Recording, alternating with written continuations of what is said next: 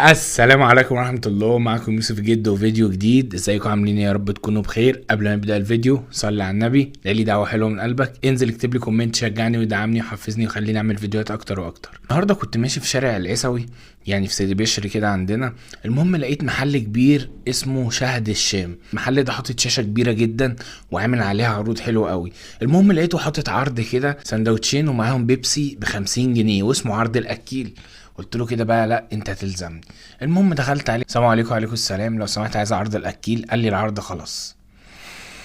وهنا بقى انا حسيت بالحزن والالم. قلت له طب ما فيش اي عروض تانية؟ قام جاي مطلع لي ورقه قال لي دي العروض الموجوده دلوقتي. المهم لقيت عرض حلو كده ولذيذ اللي احنا هنجربه النهارده، وهو اسمه عرض الدويتو. العرض ده عباره عن ايه؟ سندوتش شاورما فراخ وسندوتش بطاطس ب45 جنيه. المهم قبل ما نبدا في الفيديو تصلي على النبي كده، اذكر الله، وتنزل دلوقتي حالا لو انت مش مشترك معايا في القناه تعمل اشتراك في القناه وتحط اللايك المتين على الفيديو.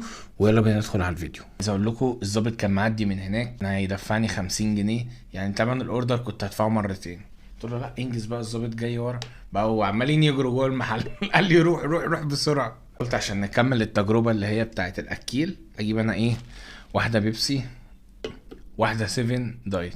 شهد الشام هو مطعم سوري وموجود في شارع العيسوي بعد سوق الكمبيوتر على طول او جنب سوق الكمبيوتر، وعندهم فرع تاني في شارع المشير. هسيب لكم العنوان وهسيب لكم ارقام التليفونات وهسيب لكم كل العروض في اخر الفيديو زي ما احنا متعودين. المهم يا جدعان هو في سندوتش مليان قوي وفي سندوتش فاضي خالص. يا رب ما يكونش اللي فاضي ده اللي في بالي. ليه كده يا جدعان؟ ليه؟ طب نبدأ بالفاضي ولا تعالوا نبدأ بالمليان؟ شوفوا كده حظنا هيطلع ايه في المليان ده. التغليف بتاعهم لذيذ حلو، في حاجة يعني، ولا جاي كاتشب ولا جاي تومية ولا جاي اي حاجة يعني. 45 جنيه بس، دلعني اديني اي حاجة. تعالوا نفتح نشوف ايه ده. واكيد اكيد اكيد مش الشاورما بالحجم ده، اكيد مش الشاورما. ده سندوتش البطاطس. افتح كده شوفوا مكوناته من جوه فيها ايه. في تومية وفي شوية خيار مخلل وفي البطاطس، وانا شايف هنا في جزراية مش عارف جاية منين. خدوا بصة كده. طبعا في الاضاءة مفيش حاجة عندنا هتبان، انا عارف بس بعمل اللي عليا يمكن تبان. الصراحة ما اخدت منهم السندوتشات كانت سخنة والعيش طري وحلو. يلا ندوق ونقول بسم الله. نفتح السفن المشبرة دي. الله، اظن في الصيف تبقى احلى. بسم الله. وتقريبا حاطين على التومية حاطين سلطة كولسلو، لان انا ضايق طعم الكولسلو في الموضوع مش عارف جاي منين.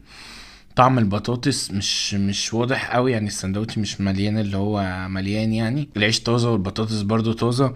في الاجمالي السندوتش كويس، تقييمي ليه هديله 7/10. تعالوا ندخل على السندوتش اللي بعد كده. بعد كده معانا اكيد سندوتش الشاورما. يا حول الله يا رب. سندوتش هو مبطط كده ليه؟ ليه؟ ها؟ يعني ممكن مثلا عشان حطه على الجريل.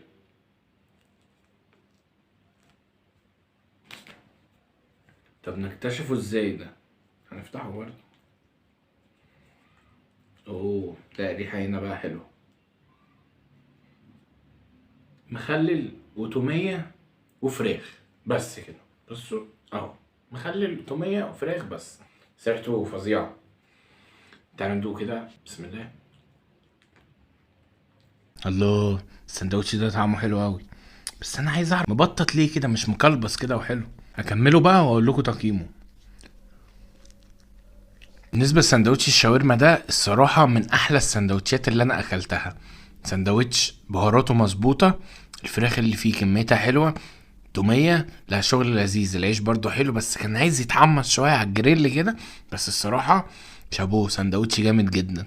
تقييمي ليه هديله 9/10. تقييمي بقى للعرض كله في الاجمالي، الصراحه العرض حلو يستاهل، سعره كويس، حجمه بالنسبه للفرد كويس جدا، يشبع فرد، تجربه ناجحه جدا. بس كده ده كان الريفيو النهارده والتجربه النهارده. جربنا عرض الدويتو من شهد الشام. لو عجبك الفيديو بقى يا زميلي ما تنساش تحط اللايك المتين على الفيديو، تنزل تكتب لي كومنت لو عايزنا نجرب منتج معين او مطعم معين او اي تجربه. اشوفكم في فيديو جديد، سلام.